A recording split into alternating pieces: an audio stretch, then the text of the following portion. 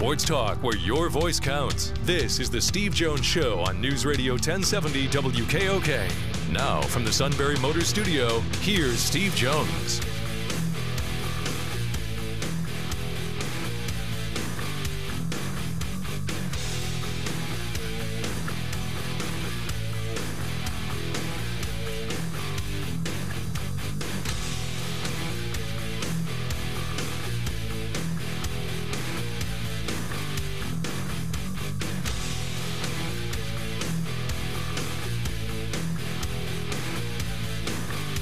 Good afternoon, everybody. Welcome to the Steve Jones Show.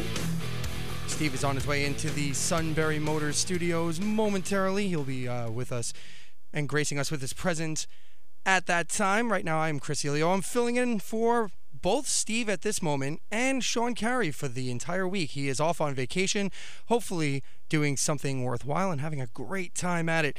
Steve will be, like as I had said, into the Sunbury Motors studio. Sunbury Motors, Ford, Lincoln, Hyundai on North 4th Street Auto Plaza in Sunbury. Sunbury Motors, Kia, Route 11 and 15, Hummel's Wharf. If you want to reach us at the show, it's 1-800-795-9565 is the best place to reach us. If you want to reach Steve specifically, maybe if you don't have time to pick up a phone and call, you can email him at stevejones@wkok.com, or you could send it via Twitter, which I like to call the Wild West of social media, at Steve Jones PSU. Maybe someday I'll get to tell you why I think it's the Wild West of social media, but if you've been on Twitter, you understand why. Also on the web, stevejonesshow.com, Steve Jones Show on Facebook. You can find us anywhere. So if you have a question or comment, but you can't get to a phone, or you're driving, or whatever the reason is, be sure to listen to the podcast at stevejonesshow.com or any other venue in which you would get a podcast. Also, today's show is brought to you by the fine people over at Purdy Insurance on Market Street in Sunbury. Go to purdyinsurance.com. Well, I cannot believe, I can honestly say that it's August 7th. Where did this summer go? And I have to tell you that we had the Hall of Fame game the other night, and since then we've had fall-like weather around here. So I feel like we're in like the throes of September, and football season is right around the corner. It's supposed to be baseball season still. We're supposed to be in the dog days of baseball, heading towards a playoff run. And there are interesting storylines in baseball to follow, and that's for sure. But unfortunately, tragedy has befallen the Major League Baseball world with the deaths of two just wonderful personalities throughout my childhood as a baseball fan. Darren Daulton affecting the Philadelphia area and the Pennsylvania area. We're all mourning the loss of Dutch, who was such a fantastic Philly, an all-time Philly, even though he may not have been a Hall of Fame player. But he was a clutch player. He was there for the World Series run in 1993. He had two tremendous seasons for the Phillies in 92 and 93. Even got on MVP ballots in both seasons. Finished with 137 home runs, 588 RBIs. But his statistics are not the story when it comes to Darren Daulton. He was a leader. He was a beloved Philly, and he will definitely be missed just in general. Baylor, another just a great personality in baseball, and just a fantastic hitter, very underrated player. Again, not a Hall of Famer per se, but he was a great hitting coach. He was a great manager, brought the Colorado Rockies to their first playoff run back in 1993 also. Was an MVP for the California Angels back in 1979. He had a tremendous year that year, 36 home runs, 139 RBIs. When you put up numbers like that, you're doing something, and several times over 90 RBIs. But again, you're talking about wonderful personality. It's more about the person that they were and less about the statistics that they put up as players. Now, on the flip side, if we want to get away from baseball for a minute, we don't want to talk about personalities. Jay Cutler has landed with the Miami Dolphins. And you want to talk about a personality, a complete opposite when it comes, we're talking Baylor and Darren Daulton, who are these tremendous personalities, leaders in the clubhouse, wonderful guys, beacons of the community while they were with whatever team they were with. And now we're talking about Jay Cutler, who is, by all accounts, quite the opposite. He's a prima donna. He's a selfish player. There's been claims that he faked an injury during an NFC Championship game against the Green Bay Packers a few years back, and they paid him $10 million. What is going on in Miami? And let me put this to bed right away, too, because I know all the Colin Kaepernick stuff, and yes, I do think Colin Kaepernick's being blackballed. Yes, I do think that teams are not touching him with a 10-foot pole because of the off-the-field stuff and the protests and the kneeling and the socks and the Fidel Castro shirt and the whole thing. But this Jay Cutler to Miami over Colin Kaepernick, that was strictly a football move. So let's put it to, I heard it all weekend long. Was Colin Kaepernick even brought up in the discussion with Miami? I'm sure he was brought up if Jay Cutler didn't come. Jay Cutler has a relationship with Adam Gase, the offensive coordinator over in Miami. So actually, I think, and he had his best year of his career with Adam Gase. This was a football decision. Jay Cutler hasn't been off the field that long that he's rusty. So it adds a little bit of interest to what was going to be a somewhat ho-hum AFC East, I think, because do you really see any of these teams beating the New England Patriots at all? Like, is that something that's going to happen?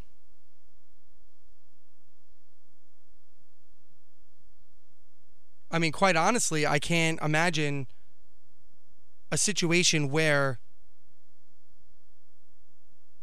the Patriots lose to any of these teams. The Jets are going to be awful. Look, I'm a Jets fan. Optimistically, I'm looking at a 4-12 season, okay? And that's my optimism. That's if they get a few upsets. I look at the schedule and I can realistically see 2, maybe 3 wins.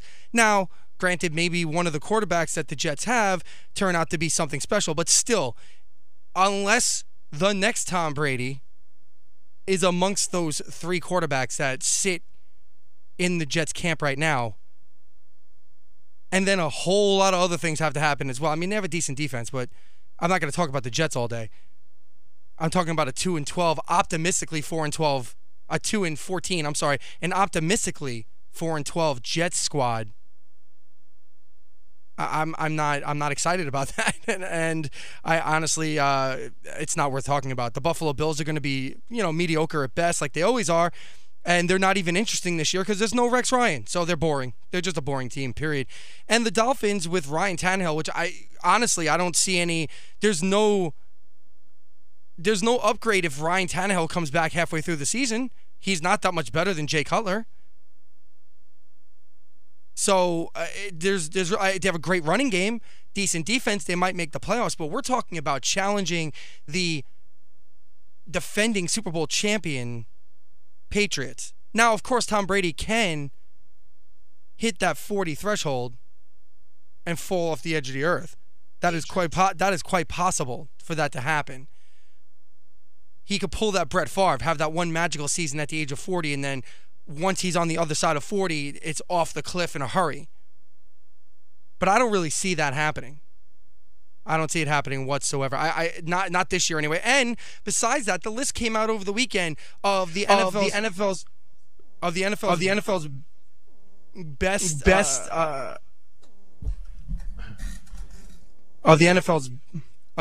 You can do it.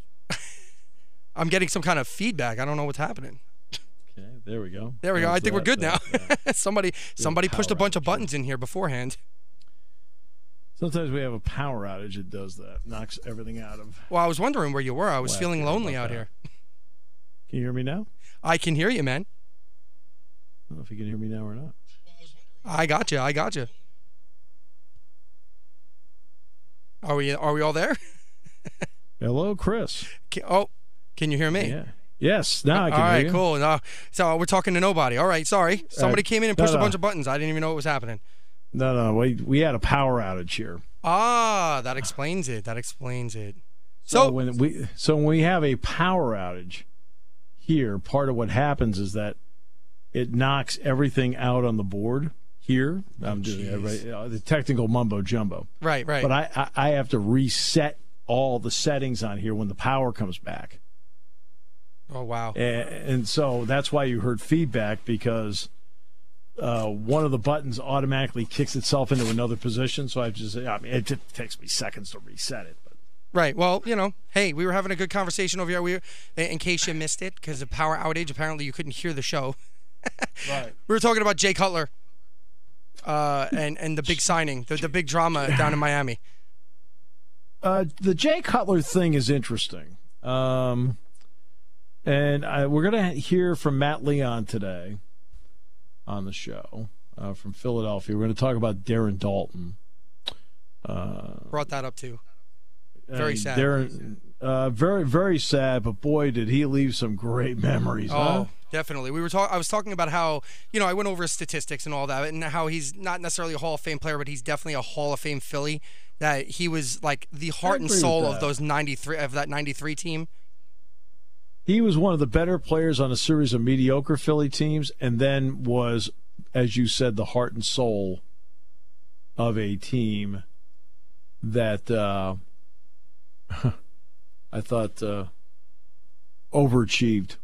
I mean, that Philly team in '93 is a fun team. Oh, absolutely. And the fact that they took that juggernaut Blue Jays team to 6 games is crazy. Yeah. Now, do we have Anderson on the show today from MLB, or is that tomorrow? Let me double check. We do have a Major League Baseball writer on at 4:35. Yes. We have Mr. R.J. Anderson. R.J. Anderson. Yep. Good. So what we're going to do is this today. We're going to have Matt Leon on at 3:35. We'll talk about Darren Daulton. We're going to play back part of James Franklin's press conference from Saturday in the 4 o'clock half hour. I mean, better you hear the words from him than having me sit there and discuss it and talk about the same things. Might as well hear him say it. And then we'll have R.J. Anderson on from MLB in the final half hour. Sound like a plan to you? Sounds like a plan to me, man. Who's producing this show after all? That's right. You are. You are, Chris. I'm just making what I think are solid suggestions. Sounds good. Sounds good to me. Your name's on the show at the end of the day, man. I think I have almost everything reset in. Well, I don't have the clock reset in here yet, but yeah, yes, I love power outages. Oh, they're my favorite thing. Oh, you just sit there and you're like, what the heck? Like, okay. Well, now you gotta wait for it to come back. Then once it finally does come back, then you have to reset everything. It's like, oh, great. Well, I was making the statement earlier that like we had the Hall of Fame game the other night, and since then it's been fall weather since that happened. I know. It was like 95 degrees, and then that game happened, and all of a sudden I feel like I'm in September. Like, what's going on? It's not going to get any warmer either. Not anytime soon. It's not getting any warmer anytime soon. All right, we'll take a break. We'll come back with more in a moment. Today's show have we taken the break this half hour? Because that's hard for me to tell. I couldn't hear you. Yeah, well, we're going to take it right now. We haven't taken a break yet, so. Okay, good. We'll do that. Brought to you by Purdy Insurance, Market Street in Sunbury, on News Radio 1070 WKOK.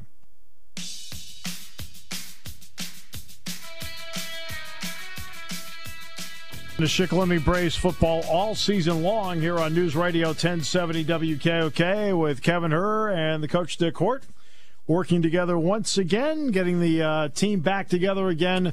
And the opening game is August 25th, despite the fact that the suit actually put in for a vacation day that day. Right.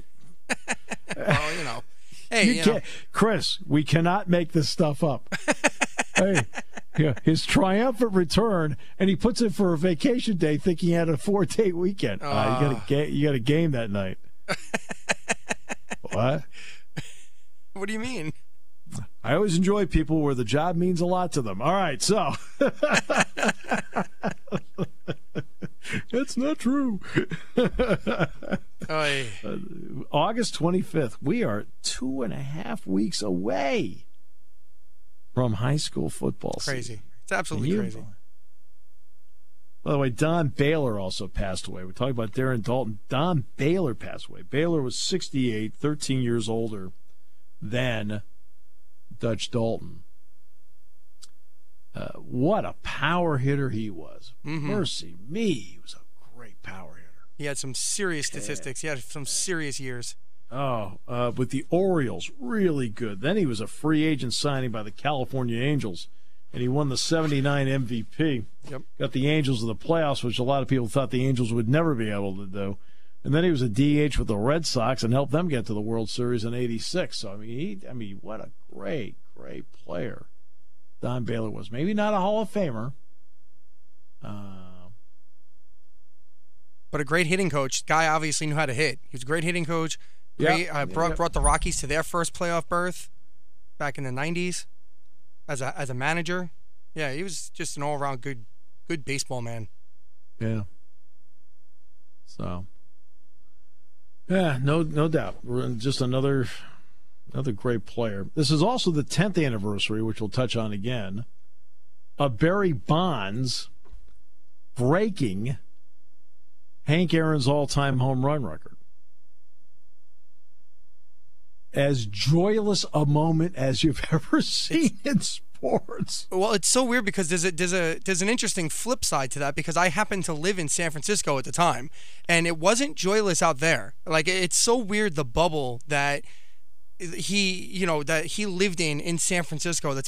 It might be why he didn't have such a adverse attitude towards the whole thing, where he was still going to celebrate it no matter what, because people in San Francisco loved him. To this day, they still hail Barry Bonds. They can hail him all he wants, but it doesn't really matter. I mean, It was joyless for a reason. The rest of the country was like, all right, fine. It's kind of sad, too. But... Because, look, I witnessed when he broke it. It was on TV. I saw it. And I watched Hank Aaron break Babe Ruth's record. It was on Monday Night Baseball. It was a live game. Mm-hmm. And everybody's like, wow, great. What a great moment, you know.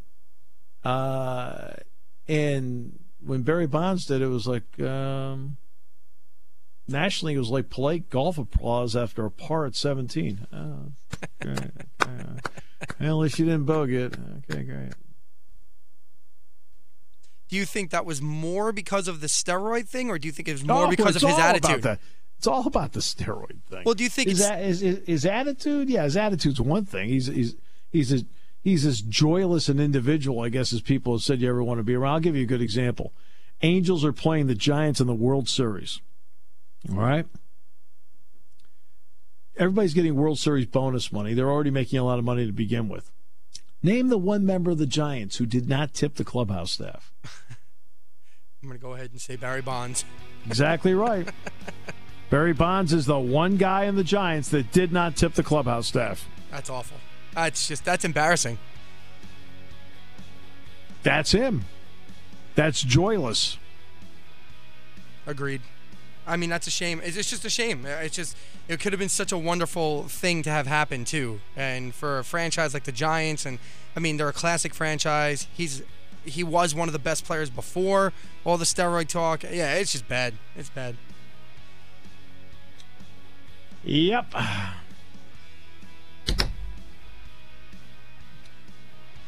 All right. Next half hour, Matt Leon. As we continue on News Radio 1070 WKOK, brought to you by Purdy Insurance, Market Street in Sunbury. Go to purdyinsurance.com. Taking your calls at 800-795-9565. This is the Steve Jones Show on News Radio 1070 WKOK. Now, from the Sunbury Motors Studio, here's Steve Jones. Sunbury Motors, 4th Street in Sunbury. Sunbury Motors Kia, routes 11 and 15 in Hummel's Wharf, as we get rolling with another week here in the beautiful Sunbury Motors Studio. Today's show brought to you by Purdy Insurance, Market Street in Sunbury. Go to purdyinsurance.com. Purdy's have served this valley for decades. Why? Because they're just so customer-oriented. Everything comes down to you. They'll find you the right insurance, the best price. Something happens, they will make sure that they jump in there. They are your best advocate, especially in times of trouble. That is Purdy Insurance, Market Street in Sunbury. Go to purdyinsurance.com. All right, before we get to Matt Leon, a couple things. We're going to do This Day in Sports History. We're going to follow up. We're going to talk a little bit about Jay Cutler, and then we're going to get to Matt and talk about Dutch Daulton. On this day in sports history, 1907, Washington Senators pitcher Walter Johnson won his first Major League game, defeating the Indians by a score of 7-2.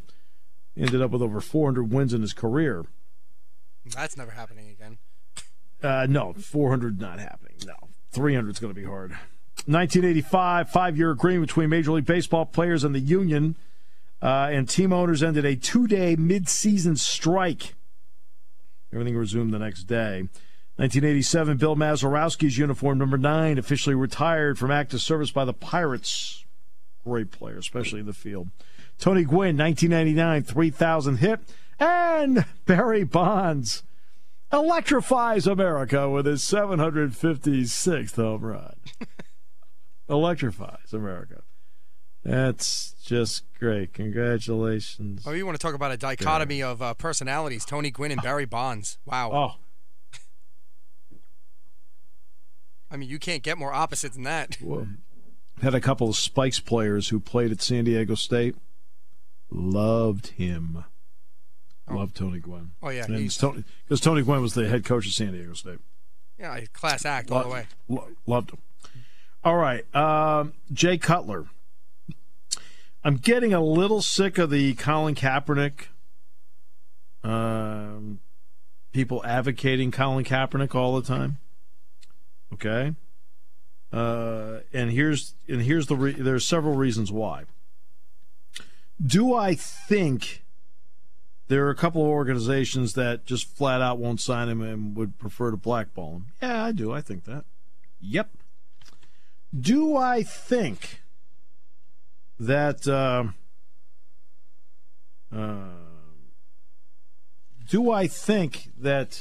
are just some teams just flat out don't need him? Yeah. I mean, do we need a host for this time slot? Nope, got one. Okay, we're good. And are there people where they look at him and they say, you know what, X is a better fit? Yeah. Okay, why did Jay Cutler why was he the better fit in Miami? Because Adam Gase knows him. He coached him. There's no learning curve on terminology. There's no learning curve on system. They know it. Now, Cutler's older. There is no question that Cutler has been one of the great teases in the history of football. Look at all that talent. Boy, does he remind me of Jeff George, man. Very similar. Head case, all the talent in the world. Probably his best season was with Adam Gase when he was with the Bears. Probably his best season. So sometimes that happens. And there are a lot of people advocating for Colin Kaepernick that don't have to coach, that don't have their jobs on the line. It's easy to advocate that when your job's not on the line. Do I think Colin Kaepernick is an okay NFL quarterback? I absolutely think he's an okay NFL quarterback. He's certainly better than some of the people, in my opinion, that are on some rosters. Better than Jay Cutler. Except in this situation, again, are you going to go with Chris? Okay, this is the issue I have with the. You got to sign Kaepernick. You have to. You have to because he stands for a cause. No, I don't have to. Here's what it comes down to. Right? If I'm sitting in a spot and I have an opportunity to hire, and I have worked with someone before and they have a proven track record with me, right, that I think can still do it, I'm going to go with what my gut tells me. The familiarity means a lot to me. I got a call this morning from someone who took my class a few years ago, has done some minor league baseball, does a lot of work now on the side with WFAN in New York, does some updating on Sirius XM as well. But he wants to get into he wants to do more play-by-play work. And someone called me last week, and I recommended this guy for it was just a temporary, do a couple games play-by-play job. Now, why did I recommend him? Well, I recommended him because A, I think he's really good. I'm not going to recommend anybody who's mediocre. And B, not only do I think he's really good, I know him. I know the kind of person he is. I know the character he brings to the table. I know his work ethic. I know all those things because I know him. It has nothing to do with other people and their talent, their work ethic, or anything like that. They may have just as much as Jacob does. But I know Jacob. Well, if you're Adam Gase, aren't you more inclined to go with the person that you know? You know what their work ethic is, that you know how they work around you, you know how they handle pressure around you, and if it checks all your boxes, isn't that the right reason to go with somebody? In this case, I completely agree with you.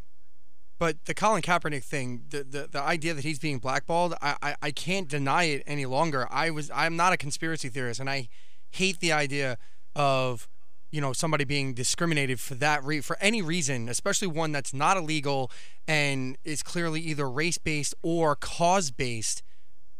But as a New York Jets fan, I'm flabbergasted as to why Colin Kaepernick has not even been considered by this team when Josh McCown is the best option I have at quarterback right now. How do you not consider Colin Kaepernick? I understand why Miami Dolphins went with Jay Cutler in this one. I said it at the top of the show. This is no other reason but Adam Gase knows Jay Cutler, and he thinks he could fit him in that system and win now.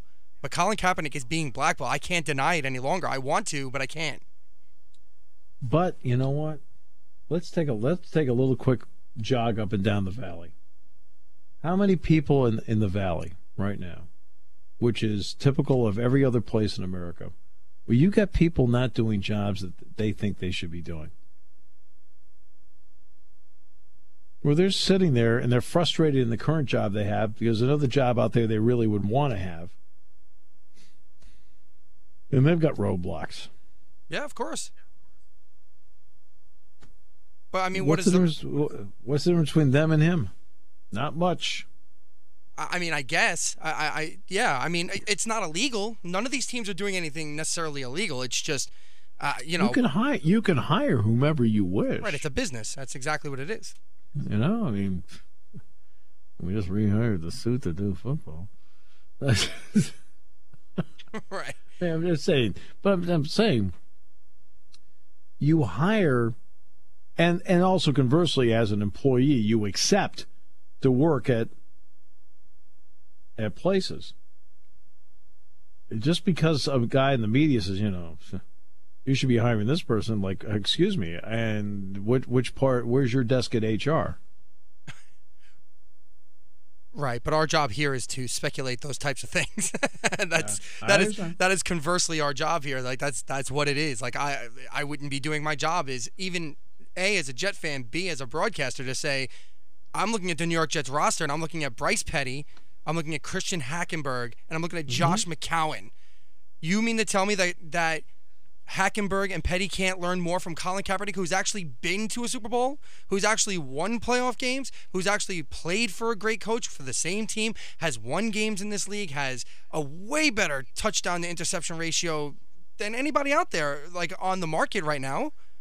I mean, he's got 72 touchdowns to 30 interceptions. People make it sound like he's a turnover machine. I don't understand it. He's got a 60% completion percentage. Not amazing, but Josh McCown's got a 53% completion percentage, so Josh McCown's 10 years older. I have no... yeah. Let's get the Jets GM on the phone, and I want to hear what he has to say. Well, I probably would take the rest of the show off and just go in the car and listen to you yell to the Jets. You want. I mean, Kaepernick improves them to a 5-11 team, so let's be real. Yeah. So there you go. The point is that Kaepernick's being blackballed. That was the main point here. And the Jets were the best team to bring up as an example as to why. You're starting to depress the passengers. All right, let's bring in Matt Leon now from KYW Philadelphia. Matt, welcome back. Great to have you with us. Glad to be with you. Darren Daulton, Dutch Daulton, passing away, only 55. Played on a series of mediocre Philly teams, but then was one of the real leaders on that 93 team.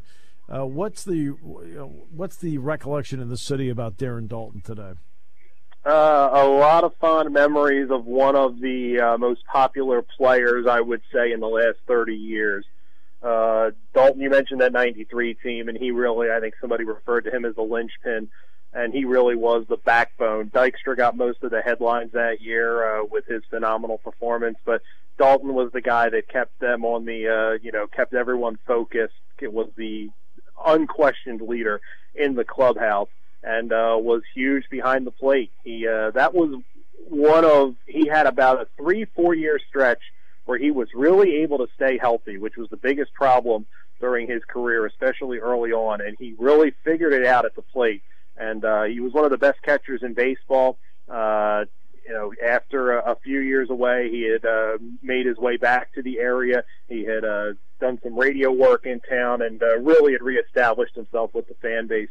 And I think anyone that was paying attention, if you had talked to people, unfortunately there was a good idea that this was coming once the brain cancer had resurfaced, but doesn't make it any less sad, and he's really being remembered as one of the most genuinely popular Phillies in recent memory. Yeah, no question about that. He certainly was. What did it mean to him that finally at a stage in his career the Phillies became winners and he could be an important part of that? I think it was both things. It wasn't just that they became a winner, but also that he could be in the middle of it.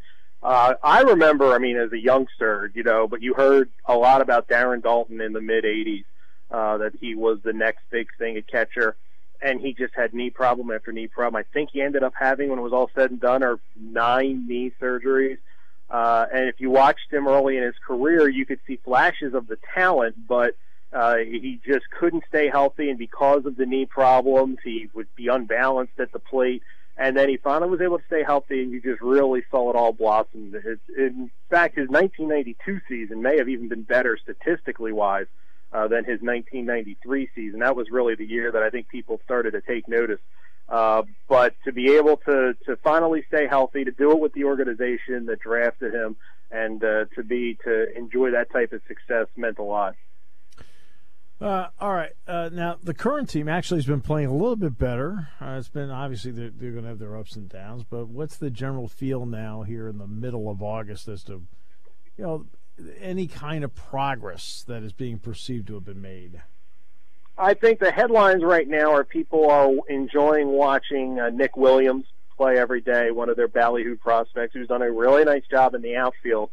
And with Odubel Herrera hitting much better and the emergence of Aaron Altair this year, even though he's on the DL right now, I think a lot of Phillies fans are excited about what the outfield, at least in the short, near future, could be. I think there's just focus. As frustrating as it is, the record and this road trip they're on has been a rough one before they won yesterday. As much as win and loss may frustrate you, I think people, for the most part in the fan base, are looking at the development of young players. And you mentioned Williams. And then Aaron Nola, who pitched yesterday, 7 innings, allowed 2 runs. His last 9 starts, he has not allowed more than 2 runs. He's been phenomenal, 1.74 ERA, I think, during that stretch, and has really started to have the look of an ace. He's got a fastball that has actually gained a few miles an hour this year. I would say his early part of his pro career, he would sit 91, 92. Now you see him 94, 95.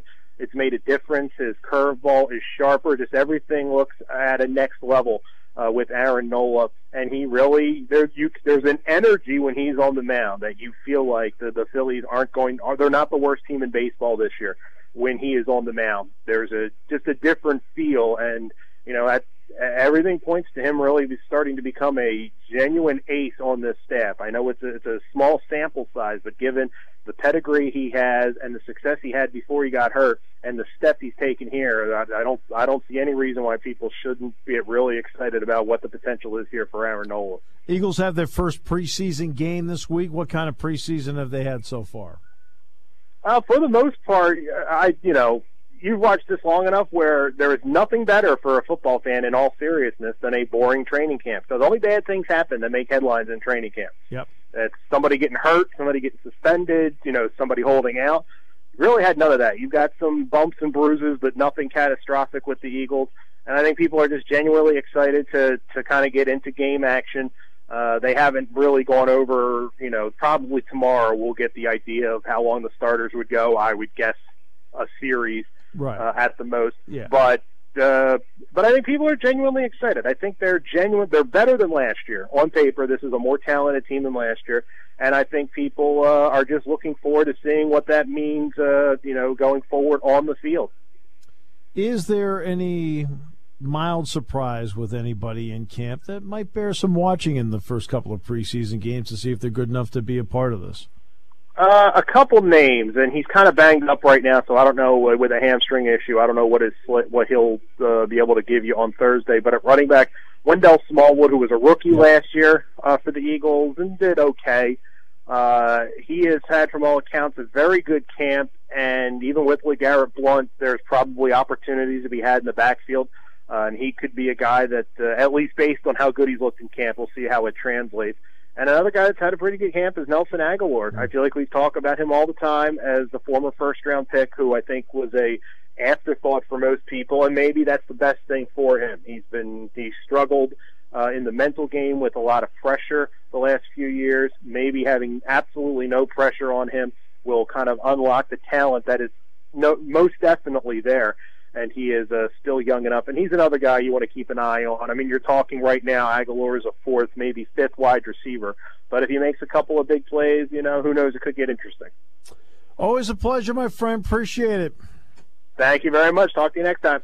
Matt Leon, KYW Philadelphia. Coming up next half hour, James Franklin's press conference from Saturday as we continue on News Radio 1070 WKOK. Brought to you by our good friends at Purdy Insurance. Insuring your business is serious stuff. You don't need gimmicks or cutesy mascots or punchlines. You certainly don't want red tape. You just want the right coverage at the right price. We're as serious about insuring your business as you are about running it. Selective. Response is everything. Get to know your local Selective agent, Purdy Insurance, on Market Street in Sunbury or at purdyinsurance.com. Find out what Purdy Insurance can do for you.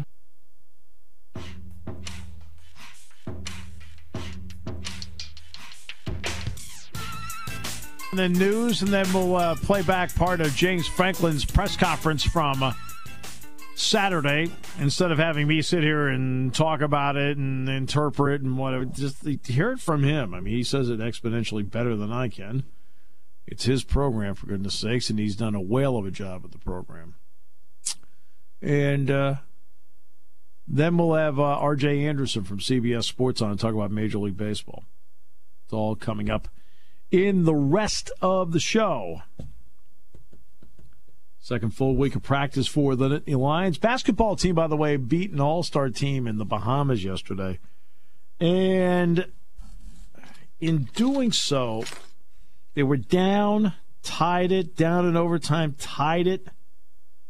And I watched it yesterday. And when it was over, I texted Pat Chambers, and let's see. It's one of these texts in here. Of course, I know it is. All right. Did the power outage affect your phone? No. Watched all of it, showed some great guts and fight. Pat texted me back. That was a big step that we made today. I mean, it's even in a situation like that, you can get something out of it, and they did yesterday. They did. So they still have two more games down there. They don't have Mike Watkins, who had to stay back here. He'll rejoin the team when they get back. All right.